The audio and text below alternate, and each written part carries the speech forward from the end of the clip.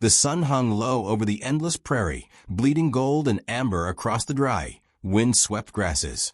Dust rose in lazy spirals, carrying with it the faint scent of sagebrush and the memory of 100 forgotten trails.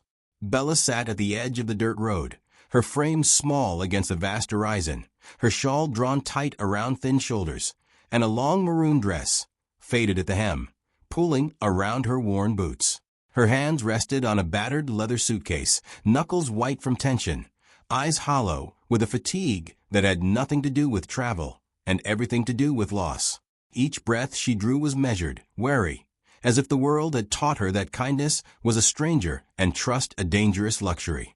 In the distance, the rhythmic sound of hooves broke the stillness. Elias approached, a figure carved against the dying sun, steady, patient, and unhurried. His boots pressed into the soft dirt as he dismounted, the motion careful, deliberate, each step measured with an unspoken respect. The wide brim of his tan hat cast shadows across his face, but the calm intensity of his eyes reached her, piercing through layers of solitude and sorrow. He stopped a few paces from her, neither too close nor too distant, as if honoring the invisible boundary she had drawn around her grief. For a long moment, neither spoke. He observed her quietly, noting the tremor in her hands and the subtle slump of her shoulders, and in that silence he understood. He understood the heavy chain of loneliness she had worn for months, the quiet despair of nights spent in empty rooms, the gnawing ache of being overlooked, abandoned by those who should have protected her. Around them, the prairie whispered, grasses bending in the wind, distant cattle lowing. A child's laughter carried faintly from a nearby ranch. Yet in that space, it was as if the world had halted, leaving only the fragile, suspended connection between them. Elias knelt carefully, brushing a stray speck of dust from her sleeve, a gesture simple yet profoundly intimate. His voice, low and steady, filled the space between them, soft as wind through the grass. "Your burden is my burden too," he said, and in those words was a promise, unspoken yet heavier than any chain she had ever borne. Bella flinched, startled at first, her body instinctively recoiling from the warmth that threatened to dissolve the walls she had built. But something in the timbre of his tone, the gentleness of his movements, coaxed her hands to relax. Slowly, hesitantly, her fingers brushed his, a tentative acknowledgment of connection, fragile as spun glass, yet real.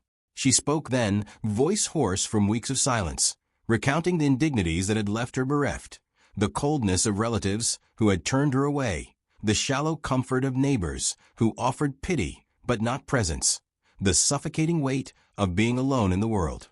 Elias listened, each word embedding itself in his chest, a quiet echo of the pain he had witnessed in his own life, a mirrored ache that demanded attention. He did not interrupt with platitudes or hollow sympathy.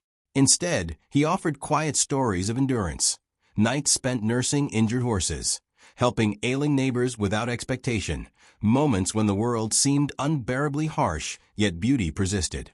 The rhythm of their exchange was slow, deliberate, the kind of patience that allowed trust to root itself deep and steady. As the sun dipped lower, painting the prairie in shades of violet and amber, the wind picked up, tugging at Bella's shawl, and sending dust motes swirling between them. Elias moved closer, draping his coat around her fragile frame, the fabric a protective shield, his hand lingering over hers. The nearness ignited a tremor of recognition in both, a sudden, undeniable awareness of shared solitude, of mutual longing for something steadfast in a world that had offered so little. Their eyes locked, and in that gaze was the quiet storm of emotion neither had dared to name. Relief, hope, desire, and the ache for companionship that transcends words.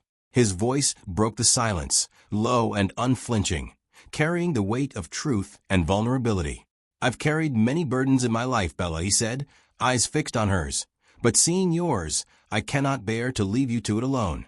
Not just your sorrow, but you. I see you, all of you, and I love you." The confession hung between them, fragile yet resolute, as the wind seemed to pause in reverence, the prairie itself holding its breath. Tears spilled freely down Bella's cheeks, a mixture of relief and disbelief, gratitude and longing. She leaned into him, letting the warmth of his body steadied the tremor in her soul. Around them, the prairie faded into a gentle blur of dusk and shadow. The distant sounds of life, horses, wind, laughter, softened into a harmonious backdrop. In that embrace, burdens lifted, not vanished, but shared, halved, made lighter by the steadfastness of another heart. For the first time in months, Bella allowed herself to hope, to trust, to feel seen and cherished. And so, in the quiet twilight of the prairie, two wounded souls found solace in one another, the unspoken promise of companionship and love sealing itself in a single, enduring embrace.